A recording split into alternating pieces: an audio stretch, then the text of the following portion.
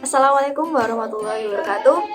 Halo teman-teman, gimana kabarnya hari ini? Sudah siapkah kalian untuk mempelajari pelajaran matematika?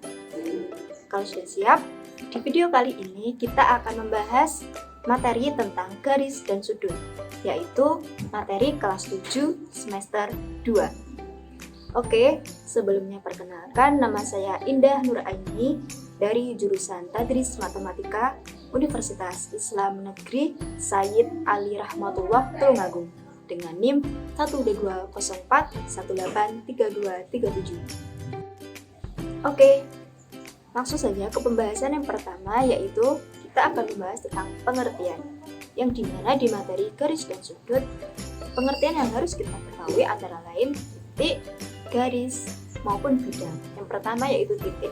Apa sih itu titik? Titik itu merupakan nokta yang dinotasikan dengan huruf abjad kapital.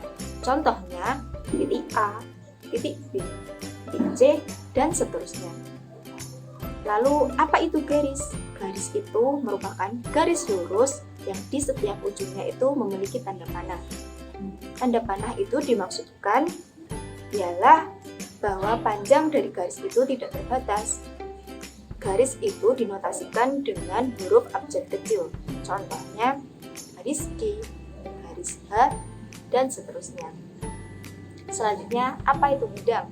Bidang datar itu merupakan suatu daerah yang memiliki panjang dan lebar yang tidak terbatas. Yang selanjutnya, kita akan membahas tentang hubungan titik dengan garis. Yang pertama, jika ada suatu titik terletak pada garis atau ada pada garis, maka titik tersebut merupakan bagian dari suatu garis. Contohnya, titik A berada pada garis G. Yang kedua, jika ada titik yang berada di luar pada garis atau tidak berada pada garis, maka titik tersebut bukan merupakan bagian dari garis. Contohnya, titik B berada pada luar garis H, maka titik B itu bukan merupakan bagian dari garis. Yang selanjutnya yaitu hubungan antara titik dan bidang. Sama halnya dengan hubungan titik dengan garis, jika titik berada pada bagian bidang atau berada pada bidang, maka titik tersebut merupakan bagian dari bidang. Sedangkan jika ada titik yang berada pada luar bidang, maka titik tersebut bukan merupakan bagian dari bidang.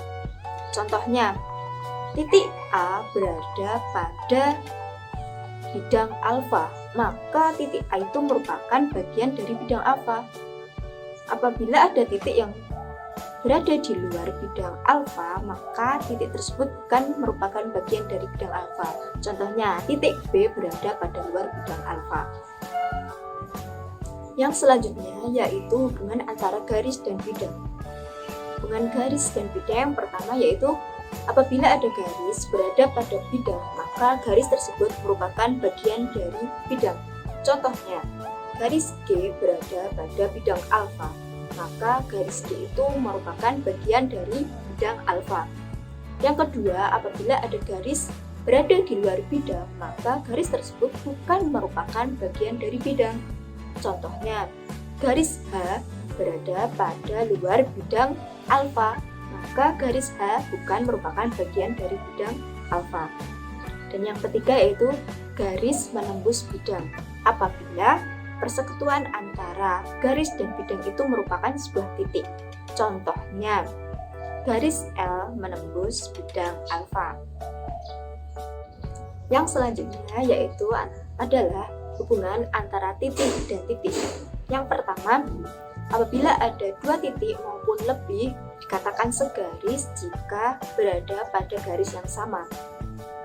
Maka titik-titik tersebut atau titik-titik segaris itu dinamakan dengan kolinier. Contohnya, titik A, titik B berada pada garis yang sama yaitu pada garis G. Maka disebut titik-titik segaris atau kolinier.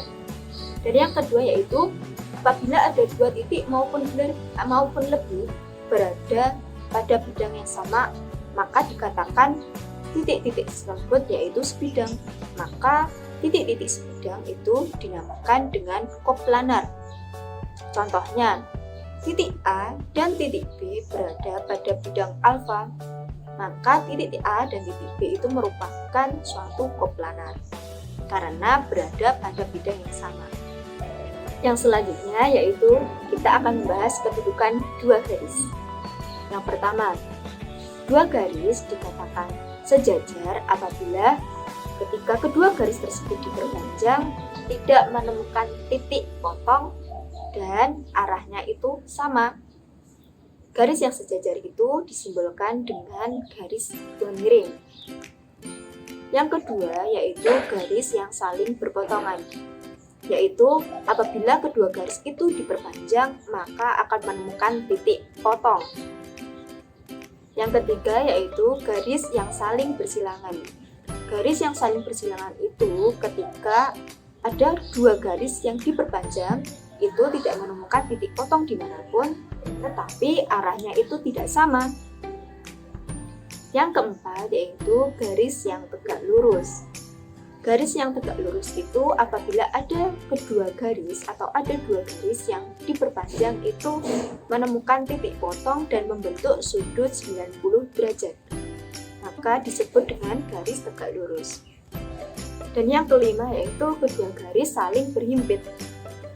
Kedua garis saling berhimpit itu ketika apabila ada dua garis yang apabila diperpanjang titik A atau semua titik yang dilalui garis A itu akan dilalui kembali oleh titik B. Yang selanjutnya yaitu jenis-jenis sudut. Jenis-jenis sudut itu ada lima. Yang pertama yaitu sudut lancip. Sudut lancip itu sudut yang memiliki besar antara 0 derajat sampai 90 derajat. Yang kedua yaitu sudut tumpul. Sudut tumpul itu merupakan sudut yang besar sudutnya antara 90 derajat sampai 180 derajat. Dan yang ketiga yaitu sudut berpelurus atau sudut lurus, yaitu sudut yang memiliki besar yaitu 180 derajat. Yang keempat yaitu sudut refleks. Sudut refleks itu merupakan sudut yang memiliki besar antara 180 derajat sampai 360 derajat. Yang kelima yaitu sudut tegak lurus. Sudut tegak lurus itu merupakan sudut yang memiliki besar yaitu 90 derajat. Bagaimana teman-teman? Untuk penjelasan materi garis dan sudut apakah sudah bisa dipahami? Apabila sudah bisa dipahami, yuk kita coba latihan soal berikut. Oke, kita coba contoh soal. Soalnya besar sudut A sama dengan dalam kurung 5Y kurangi 16 derajat dan besar sudut B sama dengan 2Y derajat. Jika sudut A dan sudut B berpelurus, maka besar sudut A adalah, langsung kita jawab penyelesaiannya, sudut A ditambah sudut B sama dengan 180 derajat. Kenapa 180 derajat? Karena sudutnya itu berpelurus. Maka langsung saja kita substitusikan sudut A dan sudut B. Sudut A yaitu 5Y dikurangi 16 derajat. Sudut B yaitu 2Y. Maka bisa kita operasikan 7Y kurangi 16 sama dengan 180 sama dengan, maka 7Y sama dengan 180 ditambah 16, maka 7Y sama dengan 196, maka Y sama dengan 28. Maka bisa kita substitusikan ke sudut A yaitu 5Y dikurangi 16 derajat. Y-nya tadi sudah ditemukan yaitu 28. Maka langsung kita substitusikan ke Y-nya, 5 dikali 28 dikurangi 16. Maka hasilnya 140 dikurangi 16 yaitu 124. Jadi besar sudut A sama dengan 124 derajat. Oke, bagaimana? Sudah paham tentang materi garis dan sudut? Kalau sudah paham, sekian dari penjelasan video pembelajaran kita. Apabila ada salah dalam tutur kata maupun perbuatan, saya mohon maaf yang sebesar-besarnya. Sekian dari saya. Wassalamualaikum warahmatullahi wabarakatuh.